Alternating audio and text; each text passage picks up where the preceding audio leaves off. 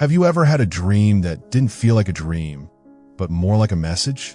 Not a nightmare, not a fantasy, but something ancient, symbolic, like your soul, speaking in riddles you almost understand but can't quite translate into words. Especially after you've gone through something heavy, loss, burnout, healing from wounds you carried for years without even knowing their weight.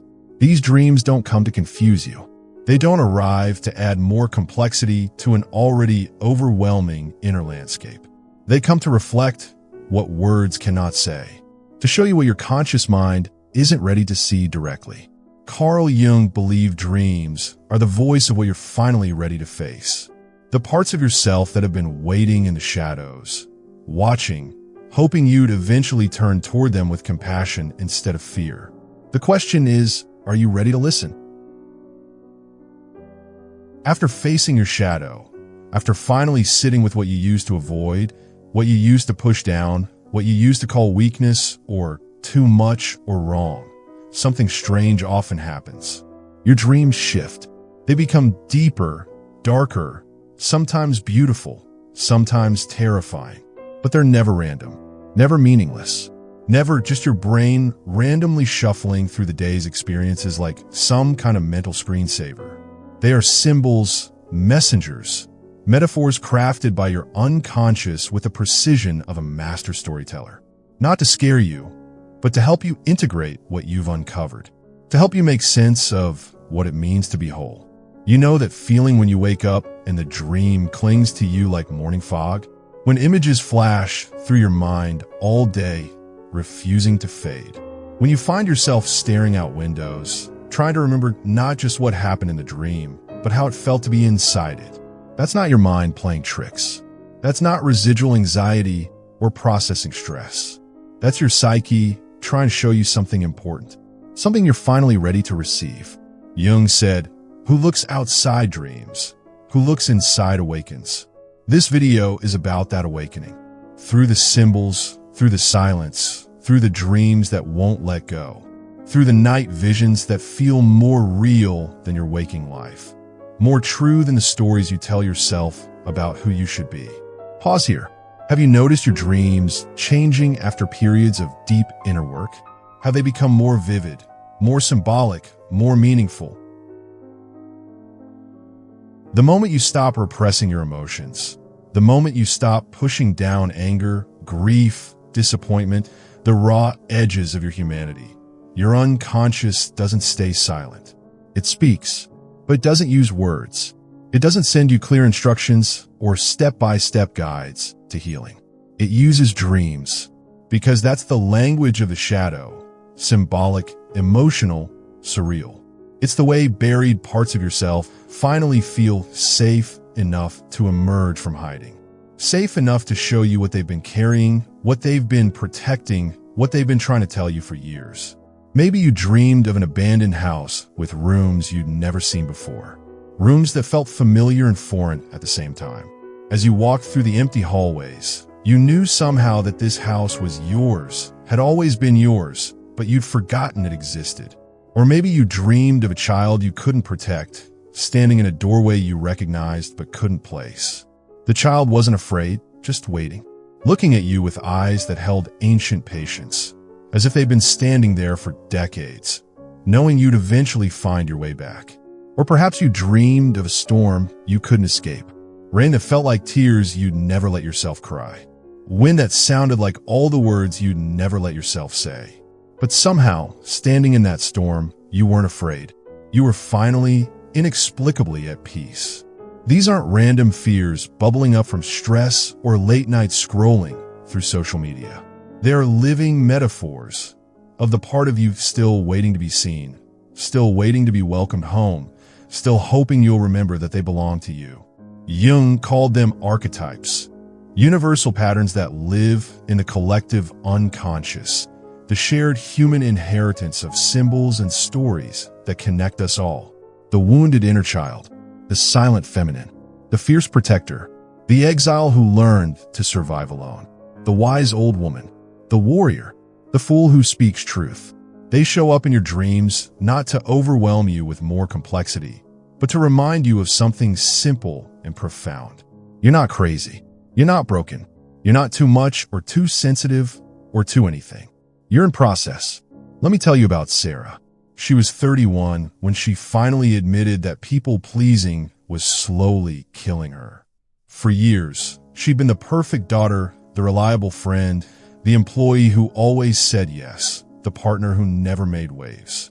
She spent 2 years in therapy, slowly peeling back layers of conditioning that ran so deep she'd forgotten they weren't actually her thoughts. Learning to set boundaries felt like learning a foreign language. Discovering her own voice beneath years of trying to be what everyone else needed was like archaeological work. Careful, slow, sometimes painful. The work was hard. There were days when she wanted to quit, to go back to the familiar discomfort of invisible resentment rather than face the unfamiliar discomfort of stating her needs clearly. Then the dream started.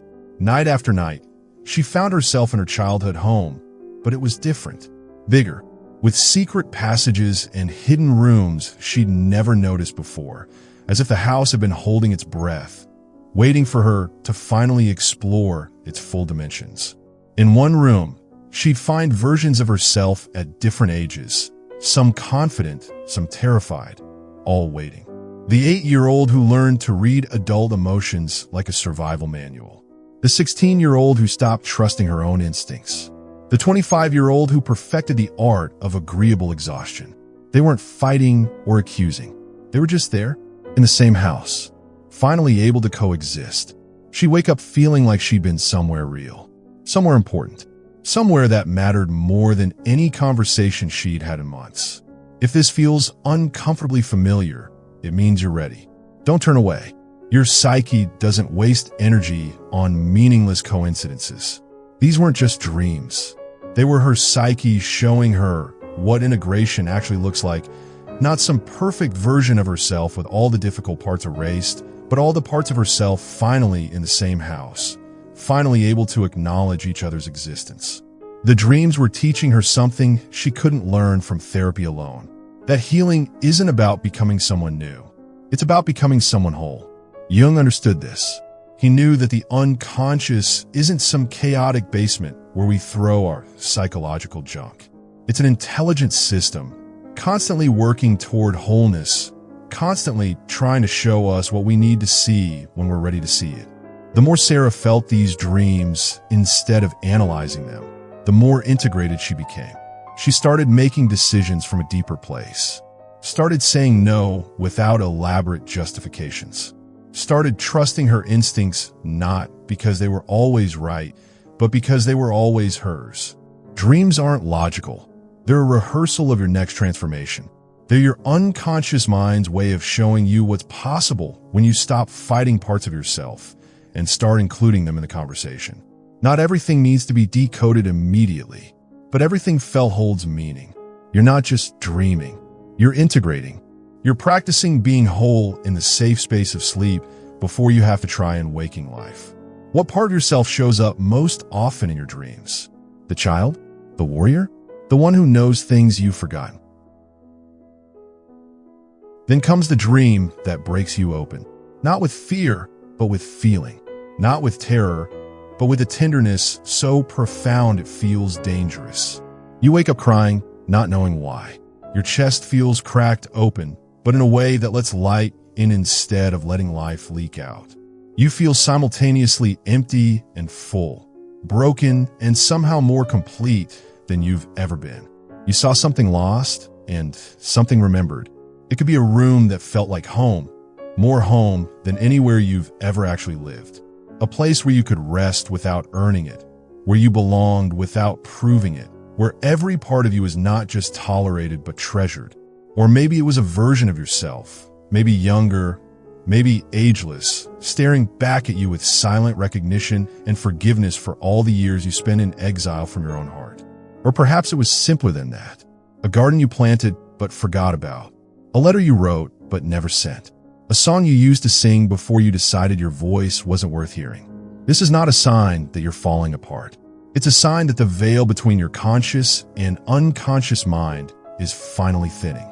That the walls you built to protect yourself are finally permeable enough to let healing flow both ways. The unconscious has chosen to trust you because you finally stopped running from what it had to show you. Because you finally proved that you can sit with discomfort without immediately trying to fix it, change it, or make it go away. For years, maybe decades, your shadow lived in exile. All the parts you learned were too much, your anger that couldn't be expressed safely, your needs that were inconvenient to others, your wild creativity that didn't fit into acceptable boxes, your deep sensitivity in a world that rewards numbness. You buried them not because you were weak, but because you were smart. Because at 5 or 15 or 25, exile was survival. Hiding was how you stayed safe, stayed loved, stayed included. But shadow work, real shadow work, isn't about destroying these parts. It's not about finally fixing what's wrong with you or becoming someone more palatable to the world. It's about welcoming them back. It's about saying to every exiled part of yourself, I'm sorry I had to send you away. I'm sorry I couldn't protect you and include you at the same time. But I'm ready now. Come home. And when you do this work, when you stop treating your complexity like a problem to be solved, your dreams become different. The shadow no longer needs to hide in nightmares or anxiety dreams or the recurring stress dreams where you're late for something important you can't name. It can finally speak in symbols of integration, in metaphors of wholeness, in images that don't scare you into consciousness but invite you deeper into understanding. Jung once said, your vision will become clear only when you can look into your own heart. Who looks outside, dreams. Who looks inside, awakens. These dreams are your heart speaking in metaphor. They're showing you what wholeness looks like. Not perfect, not polished, not finally acceptable to everyone, but integrated, complete, authentically yours. Consider Michael, 32 years old, who spent his 20s climbing corporate ladders with the dedication of someone running from something he couldn't name. Every promotion felt like proof that he was valuable. Every achievement felt like evidence that he mattered. But success felt hollow in a way he couldn't explain to anyone, including himself. He was exhausted all the time, disconnected from his own emotions, going through the motions of a life that looked right from the outside but felt wrong from the inside. The burnout, when it came, hit like a physical force.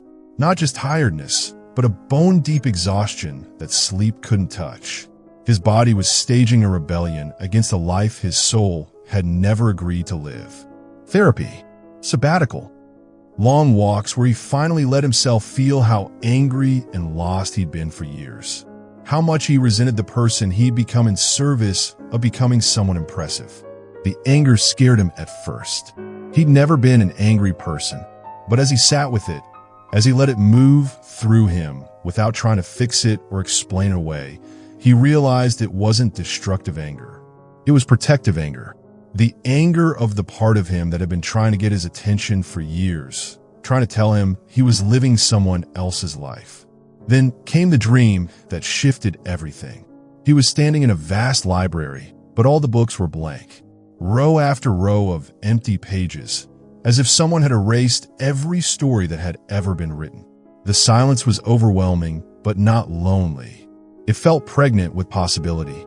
As he walked deeper into the stacks, his footsteps echoing in the cathedral-like space, he found a single book with his name written on the spine in handwriting he recognized as his own, but from when he was very young, before he learned to write like everyone else. Inside, instead of words, were moving images, like pages that had somehow become windows into his past.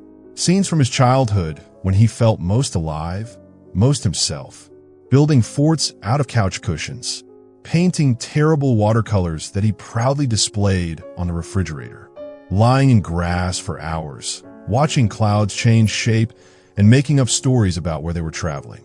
In the dream, a voice, his own voice, but deeper, calmer, unafraid, said, "You don't have to earn your way back to this. You never lost it. You just forgot where you put it." He woke up sobbing. For the first time in years, they weren't tears of frustration or exhaustion or the feeling that nothing he did would ever be enough. They were tears of recognition, of remembering, of coming home to a part of himself he'd abandoned so long ago he'd forgotten it existed. "You've carried this long enough. Let yourself be still for once. Let yourself remember who you were before you learned to perform your worth. This is what Jung meant by the transcendent function, the bridge between conscious and unconscious that allows opposing forces within you to find harmony. Not the elimination of conflict, but the integration of it. Not the resolution of tension, but the inclusion of it in a larger, more complete story of who you are. The dreams aren't just random neural firing during REM sleep. They're not your brain's way of taking out the psychological trash or processing the day's information. They're your psyche's way of showing you the path back to yourself. They're invitations to remember what you loved before you learned what you should love. They're maps to the parts of you that got lost not because they were weak, but because they were so precious you couldn't risk losing them to a world that didn't know how to receive them. The dream Michael had wasn't telling him to quit his job and become an artist. It was reminding him that creativity isn't a career choice, it's a way of being alive. That the part of him that used to make up stories about clouds hadn't died. It had just been waiting for permission to exist again. If something in your chest just said yes, if something just whispered, "This is me, don't look away," your soul doesn't waste energy on random recognition. So, how do you respond to these dreams? You don't rush to analyze them. You don't immediately Google, "What does it mean to dream about water?" or flip through dream dictionaries trying to decode every symbol like it's a message in a bottle. You sit with them. You let them breathe in your consciousness like morning mist, present but not solid, meaningful but not fixed. You ask different questions. What emotion did this leave me with? Which part of me was trying to speak? What did it feel like to be in that dream space? How did my body respond to the images? What did I know in the dream that I've forgotten in waking life? Hold the image. The forest where you felt safer than you felt anywhere in years. The mirror that showed you something true instead of something performed. The lost child who wasn't lost anymore, just waiting for you to remember they existed. Let it stay blurry. Let it simmer in your consciousness like tea steeping, releasing its essence slowly on its own timeline. This is what Jung called active imagination. You don't decode the dream like a puzzle to be solved or a problem to be fixed. You develop a relationship with it. You treat it like a conversation with a part of yourself that speaks a different language but has something important to say. Because healing isn't about answers. It's about resonance. It's about finding the frequency that allows all parts of you to exist in the same space without drowning each other out. Think about it this way. When someone you love is hurting, you don't immediately try to fix them or explain their pain away or hand them a list of solutions. If you're wise, if you truly love them, you sit with them. You listen. You let them feel heard before you worry about being helpful. Your dreams deserve the same tenderness, the same patience, the same benefit of the doubt that what they're showing you matters, even if you can't immediately understand how or why. Maybe you journal about them, not analyzing, not try to crack the code, just describing. What colors did you see? How did your body feel in the dream? What did the air smell like? What sounds did you hear? What did you know without being told? Sometimes the act of writing brings back details you thought you'd forgotten. Sometimes putting the dream into words helps you realize what it was really about.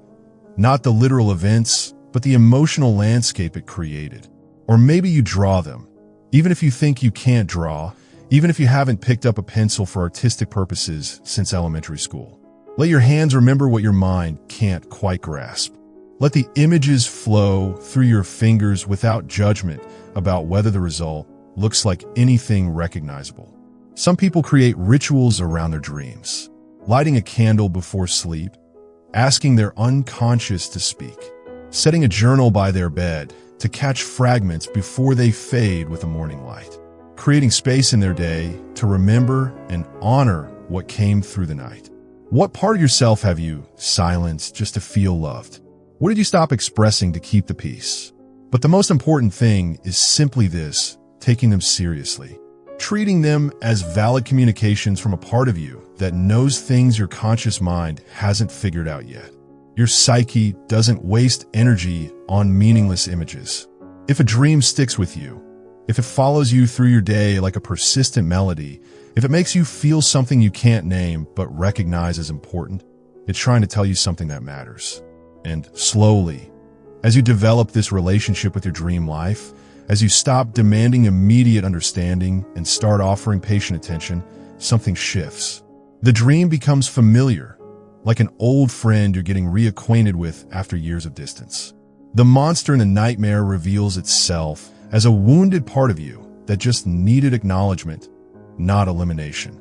The pain transforms from something sharp and foreign to a pattern you finally understand, a wound that makes sense in the context of your larger story. The woman who dreams of abandoned houses realizes they represent all the parts of herself she abandoned to survive her childhood, her adolescence, her early attempts at being an adult in a confusing world. But in the dreams, she's not abandoning them anymore. She's walking through the rooms, turning on lights, opening windows. She's making the abandoned places livable again. The man who dreams of drowning discovers it's not about death.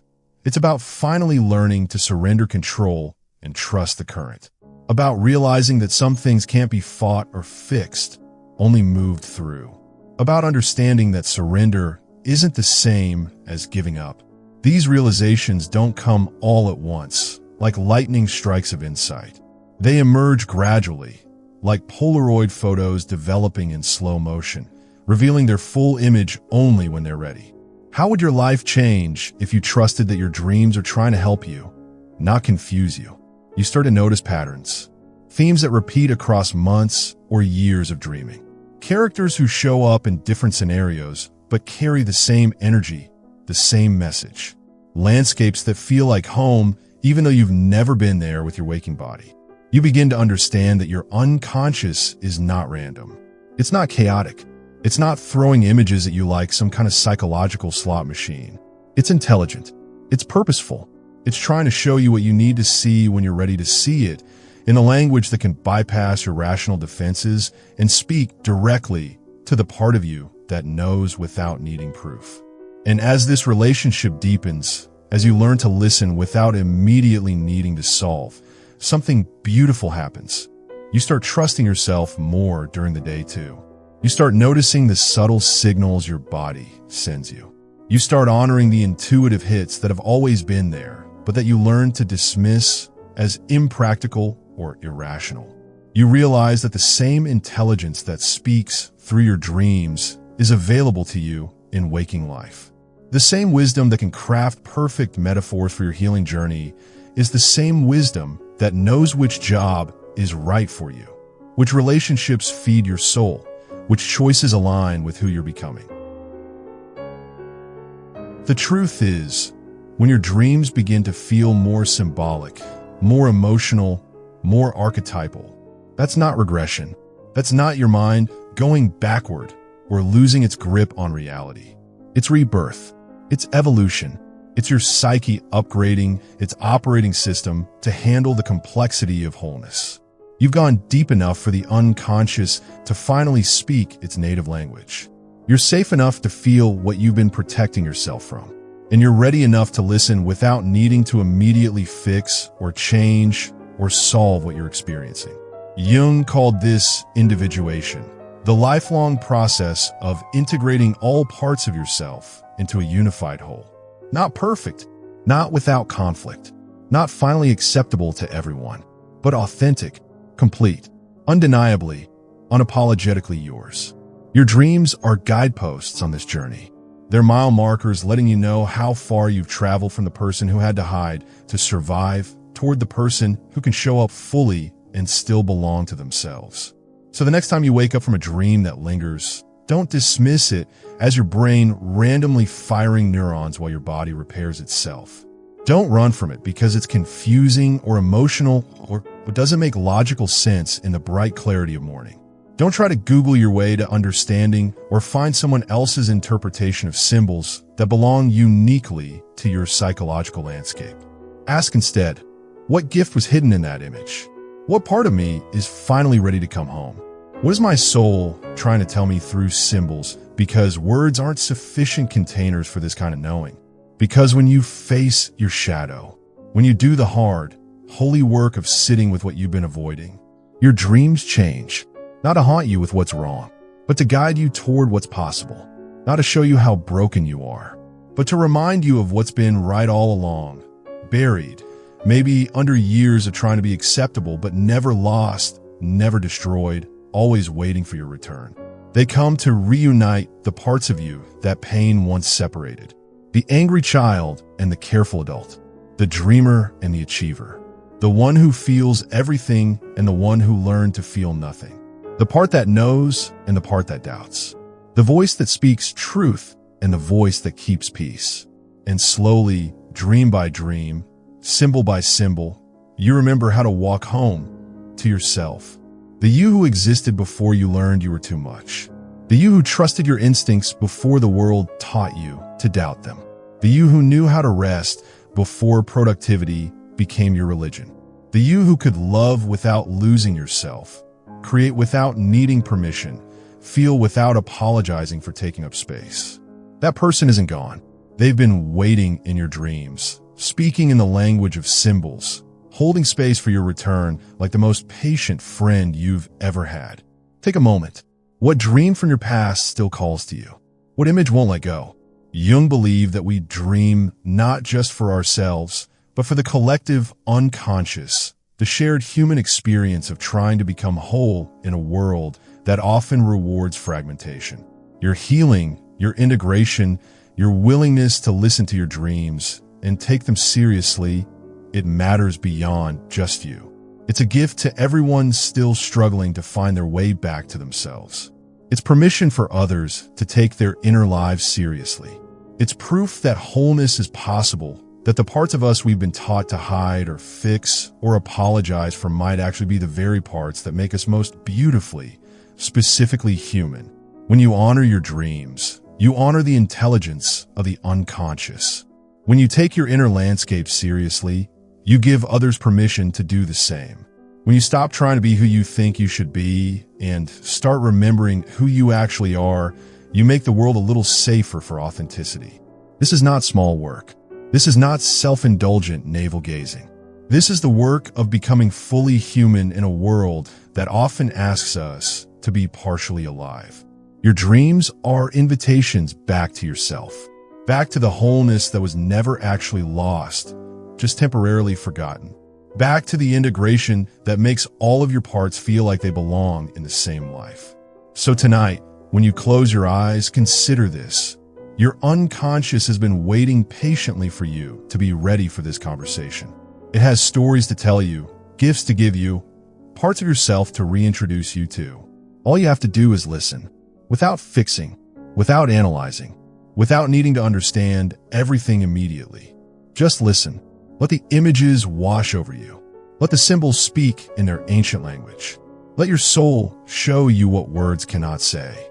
And when you wake up, whether it's tomorrow morning or 3 months from now, and you remember a dream that feels important, that lingers like perfume in the air, that makes you feel something you can't name but recognize as true, remember this. You're not crazy. You're not broken. You're not too much. You're healing. You're integrating. You're coming home. And that's the most beautiful work any of us can do. If you found yourself nodding along, if pieces of your own story emerged in these words, I'd love to hear about it in the comments. What dreams have been trying to get your attention? What symbols keep appearing in your sleep? And if you know someone who's been doing their own shadow work, who's been having those dreams that feel more real than waking life, share this with them.